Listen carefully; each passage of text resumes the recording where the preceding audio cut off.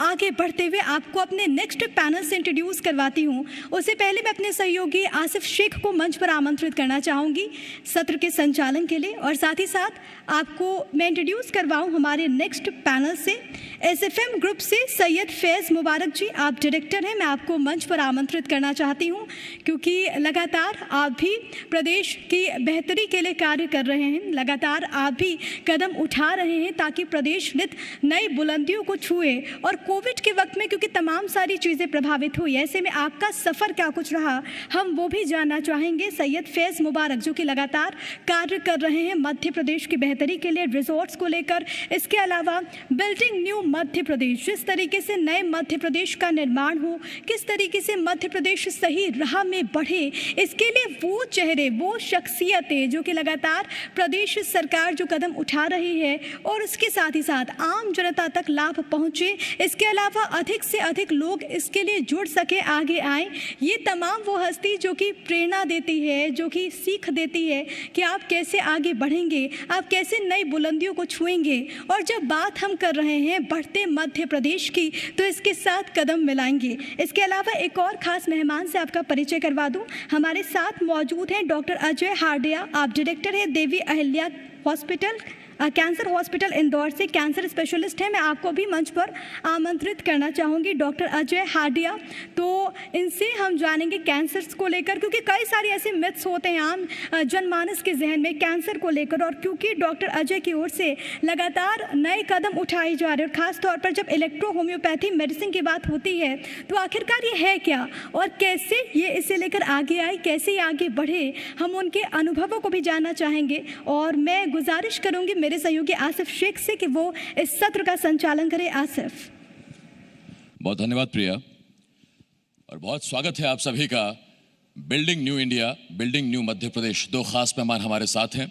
हमारे साथ एक ऐसे शख्स हैं जो मध्य प्रदेश को बना रहे हैं, गढ़ रहे हैं, उसमें अपना योगदान दे रहे हैं, और दूसरा स्वस्थ मध्य प्रदेश हो तभी मध्य प्रदेश आगे बढ़ेगा। ऐसे में डॉक्टर अजय हमारे साथ हैं और सैयद फैज़ साहब हमारे साथ हैं। सबसे पहला सवाल डॉक्टर हार्डिया मैं आपसे पूछना चाहता हूं, सर, जब तक किसी देश की जनता, आवाम स्वस्थ नहीं है, हेल्दी नहीं है, तब तक विकास पूर्ण नहीं कहा जा सकता, पूरा नहीं कहा जा सकता। मध्य प्रदेश में हेल्थ सेक्टर और मध्य प्रदेश का हेल्थ सेक्टर देश भर में पहचान बनाए, विदेशों में पहचान बनाए, कितना पोटेंशियल आप मध्य प्रदेश में देखते हैं सर? नमस्कार सर। सर्वप्रथम आज बहुत ही अच्छा दिन है कि 30 हम नवंबर को राष्ट्रीय इलेक्ट्रोपैथी दिवस के रूप में हम मना रहे हैं। हमारे जो इलेक्ट्रोपैथी को स्थापित करने वाले डॉक्टर अनिल सिन्हा हैं, जिन्होंने स्वास्थ्य के क्षेत्र में बहुत महत्वपूर्ण योगदान दिया, और 1910 से लेके लगभग 1979 तक उन्होंने कैंसर के हजारों रोगियों को ठीक किया। ये आपने बिल्कुल सही बात कही कि स्वस्थ यदि हम लोग रहेंगे, हमारा ये रहेगा, तो ही देश प्रदेश स्वस्थ अच्छा तरक्की उन्नति कर पाएगा। और हमारे देश में हमारे जो आदरणीय प्रधानमंत्री जी हैं, उन्होंने देश की और प्रदेश की जनता के लिए जो आयुष्मान भारत योजना बनाई है, उसके अंदर वास्तव में बहुत ही गरीब वर्ग के लोग, जिन्हें कि जो सोच नहीं सकते थे कि उनका इलाज हो पाएगा, और आज वो अच्छे अच्छे अस्पतालों के अंदर, प्राइवेट हॉस्पिटल के अंदर उनके परिवार का 5 लाख रुपए तक का जो सरकार जो योगदान दे रही है। साथ में हमारे आदरणीय मुख्यमंत्री जी हैं, वो भी विशेष रूप से अपने, हमारे हॉस्पिटल में भी ऐसे बहुत सारे मरीज आते हैं जो गरीब होते हैं, उसके द्वारा माननीय मुख्यमंत्री के द्वारा जी भी उनके स्वच्छता फंड से भी पैसा दिया जा रहा है। ये आपकी पद्धति खास है जिसके जरिए से आप कैंसर के मरीजों का इलाज करते हैं। मैं इस पर आऊँगा सर आपके पास। फैज़ साहब आपके पास आ रहा हूँ। और सईद साहब, मेरा आपसे सवाल ये है कि वही सवाल है, मध्य प्रदेश में कितना पोटेंशियल है और आप अपने क्षेत्र में कितनी संभावनाएं अभी देख रहे हैं, और उन संभावनाओं के साथ आप मध्य प्रदेश को आने वाले 5-10 सालों में कहाँ खड़ा पाते हैं? मध्य प्रदेश की बात मैं करूं तो मध्य प्रदेश में काफ़ी पोटेंशियल है, काफ़ी युवा हैं, युवा सोच है, आगे बढ़ने की इच्छा है और यहाँ की सरकार युवाओं के लिए, उद्यम के लिए, उद्योग के लिए बराबर कदम बढ़ा रही है, अच्छी अच्छी योजनाएं ला रही है। और आज से 5 से 10 साल आगे मैं देखता हूँ तो मध्य प्रदेश मुझे एक इंडस्ट्रियल हब की शक्ल में नज़र आता है।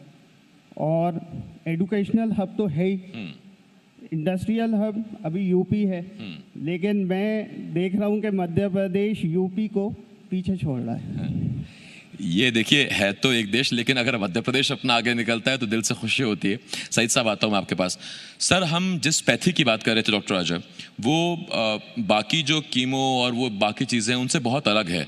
कैसे ये प्रणाली की जाती है, कैसे इस पैथी को अमल में लाया जाता है, साइड इफ़ेक्ट्स इसके कुछ हैं, अगर हैं तो क्या है, और अगर नहीं है तो ये तो बहुत कारगर पद्धति है सर। इस पद्धति के बारे में बताएं कि कैसे कैंसर पेशेंट्स ट्रीट हो रहे हैं सर।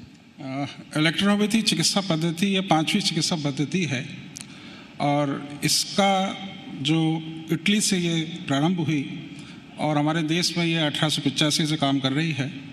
और ये जो सिस्टम है ये प्राकृतिक सिस्टम है, प्रकृति से जुड़ा हुआ है।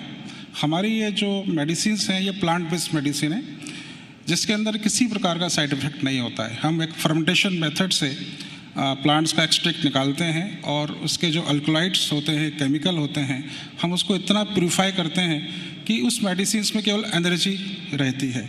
वो एनर्जी जो पौधे सनरेज से अब ऊर्जा के रूप में एकत्रित करते हैं। ये सिस्टम जो है, इलेक्ट्रो नाम इसलिए दिया कि ये सिस्टम एक बिजली की तरह काम करता है कि इसका इफ़ेक्ट बहुत जल्दी होता है। जैसे हम कहते हैं कि एलोपैथी का प्रभाव बहुत तुरंत होता है, वैसे ही ये सिस्टम भी तुरंत प्रभावी है और इसकी जो मेडिसिन है ये ब्लड और लिम्फ को प्यूरिफाई करने का काम करती है। यदि हम ब्लड और लिम्फ को प्यूरिफाई कर देंगे तो हर डिसीज़ को क्योर किया जा सकता है। तो इसमें ऐसे प्लांट्स लिए गए हैं जो लिम्फ और ब्लड को प्यूरिफाई करते हैं और इसके अंदर हम कैंसर पे तो काम कर रहे हैं, इसके अलावा अन्य बीमारियां जो उसको हम क्रॉनिक और ड्रेडफुल डिसीज़ बोलते हैं, वो सभी बीमारियों का हम एक जड़ से हम इलाज करते हैं और हर बीमारी को ठीक की जा सकती है। ये जो पारंपरिक और पुरानी पद्धतियां हैं कैंसर के इलाज की, ये जितनी महंगी है उतनी पीड़ादायक भी है सर। तो इलेक्ट्रोपैथी क्या उतनी ही पीड़ादायक है या मरीज को? और एक बात और सर, जो पॉकेट से जुड़ा हुआ सीधा सवाल है कि बाकी पद्धति तो ऐसे है कि पेशेंट बचेगा कि नहीं बचेगा ये गारंटी नहीं है, हाँ, लेकिन सेविंग्स नहीं बचेंगी ये गारंटी होती है उन पद्धतियों में। तो ये इलेक्ट्रोपैथी इस मापदंड पे कहाँ खरी उतरती है सर? देखिए, हमारा जो सिस्टम है बहुत ही प्राकृतिक सिस्टम है और बहुत महंगा भी नहीं है। एलोपैथी की तुलना में काफ़ी सस्ता इसका इलाज है। जैसे आपने पूछा था कि कैंसर जब किसी को होता है तो बहुत ही डरावना विषय है और जैसे ही पता लगता है परिवार में कि किसी सदस्य को कैंसर हो गया है तो वो सोचते हैं कि अब इनका जीवन बहुत ही कुछ समय का है, लिमिटेड समय का है और बहुत परेशान हो जाते हैं। और जब इलाज के लिए जाते हैं मॉडर्न साइंस में तो वही उसकी सर्जरी, कीमो और रेडिएशन किया जाता है और हम देखते हैं कि सर्जरी और कीमो और रेडिएशन के बाद पेशेंट की लाइफ कम हो जाती है और पूरा जो इलाज है बहुत हरिशमेंट होता है उसके अंदर। हम कीमोथेरेपी देते हैं तो पेशेंट के बाल चले जाते हैं, भूख नहीं लगती है, डायरिया हो जाता है, बहुत तकलीफ़ें होती है। 6 महीने तक कीमोथेरेपी चलती है। कई बार रेडिएशन दिया जाता है और रेडिएशन के अंदर जो लिम्फ नोड्स होती हैं वहाँ को उसको जला दिया जाता है और उसके बाद में वहाँ पे डीजनरेशन चालू होता है। वहाँ पे एक जो नोड होती है वो वहाँ से अल्सर के रूप में एक ट्यूमर वहाँ से फट जाता है और पेशेंट को बहुत तकलीफ़ होती है। तो यदि हम उसकी रेडिएशन ना करें तो पेशेंट ज़्यादा समय तक अलाइव रह सकता है, ज़िंदा रह सकता है, कम तकलीफ हो सकती है।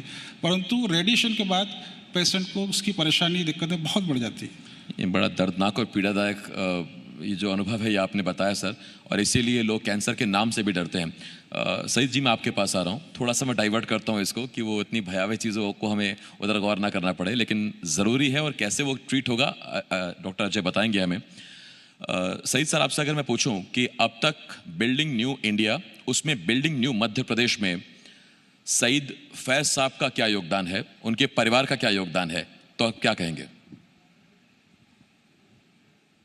बिल्डिंग न्यू मध्य प्रदेश में मेरा योगदान ये है कि 14 टाउनशिप्स अभी तक SFM ग्रुप के माध्यम से डेवलप की जा रही हैं और हमारा कंपनी का ताज बागबान प्रोजेक्ट है जिसमें तकरीबन 12,000 फलों के पेड़ हमने लगाए हैं नेचर्स लवर्स के लिए और जिनको गार्डनिंग का शौक़ है उनके लिए वो एक अद्भुत प्रोजेक्ट है। टाउन ये तो उल्टी चीज़ है ना, मतलब अब लोग पेड़ काट देते हैं बस्तियां बसाने के लिए, आप बस्तियां बसा के अगर पेड़ लगा रहे हैं तो ये बहुत अच्छी बात है। तालियों से एक बार मुझे लगता है कि इसका स्वागत होना चाहिए इस तरह की पहल का। सईद साहब, मैं आपसे ये जानना चाहता हूँ कि हमने देखा कंक्रीट के जंगल खड़े करने में आजकल बिल्डर लगे हुए हैं, लेकिन जब आप इस तरह के इतने तादाद में पौधे लगाते हैं तो ये कितना आकर्षित करता है उन कस्टमर्स को जो आपके यहाँ फ्लैट देखने आते हैं, डुप्लेक्स देखने आते हैं, प्लॉट देखने आते हैं, वो हरियाली कितनी उनको लुभाती है? ये हरियाली किसे नहीं पसंद क्योंकि गार्डनिंग का शौक़ जो होता है वो सबके दिलों में होता है, लेकिन क्योंकि डॉक्टर्स हैं, इंजीनियर्स हैं, टाइम नहीं है, वक्त नहीं है और गार्डनिंग कोई आसान काम नहीं है। एक पेड़ को लगाना और बढ़ाना ऐसा है जैसे आप एक बच्चे को पाल रहे हैं। तो बागबान हमारा town and country planning approved है और इसमें जो पेड़ लगे हैं, हरियाली है, उसे देख के काफ़ी आकर्षित होते हैं। नहीं तो उसके फल आप ही रखते हैं या मतलब सोसाइटी के लोग ले सकते हैं? नहीं, सभी को दिए जाते हैं। ठीक, मैं आता हूँ सही सर आपके पास। क्योंकि जब बात पौधे की है, पेड़ की है, तो एक नेचुरल पैथी से कैंसर का इलाज डॉक्टर अजय कर रहे हैं। डॉक्टर अजय, अगर मैं आपसे पूछूं कि अब तक ऐसे कितने पेशेंट्स का आपने इलाज किया और उन्हें भला चंगा अपने पैरों पर खड़ा किया है, जो जिंदगी की जंग हार रहे थे, जो मायूस थे, जिनके परिवार वो उम्मीद खो बैठे थे? सर, देवयाला हॉस्पिटल आज मध्य प्रदेश और पूरे भारत में एक केंद्र के रूप में, कैंसर के केंद्र के रूप में उभर रहा है और हमारे पास से पूरे देश के ऐसे मरीज आते हैं जो टाटा और एम्स से और बड़े बड़े अस्पतालों से निराश हो जाते हैं, जो कि अपना सर्जरी, रेडिएशन, कीमो ट्रीटमेंट लेने के बाद जब उनको पेन डेवलप हो जाता है, तो अभी तक वर्ल्ड में पेन का कोई इलाज नहीं है। और जब पेन डेवलप होता है तो मॉर्फिन के अलावा कोई ट्रीटमेंट नहीं, और मॉर्फिन हमारे ब्रेन को ब्लॉक करती है और पेशेंट दर्द से तड़पता रहता है और नशे में होता है।